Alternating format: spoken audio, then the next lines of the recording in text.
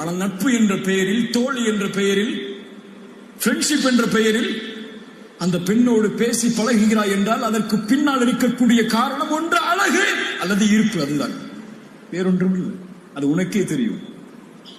ஏன் அதே நட்பை அந்த கிளாஸ்லேயே அழகு குறைவாக இருக்கக்கூடிய நம்முடைய பார்வைக்கு, அல்லாஹ்வுடைய படைப்பில் எல்லாம் அழகுதான், நம்முடைய பார்வைக்கு அழகு குறைவாக இருக்கக்கூடிய ஒரு பெண்ணிடத்தில் ஏன் பேச மாட்டாய்?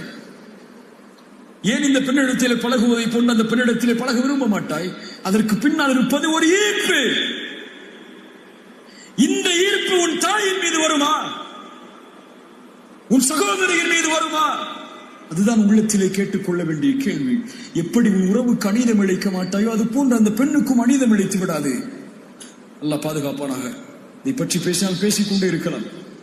அவ்வளவு தூரம் நீண்டிருக்கிறது நம்முடைய சமூகத்தின் வாலிபர்களின் வரலாறு இன்றைய நேரத்தில்.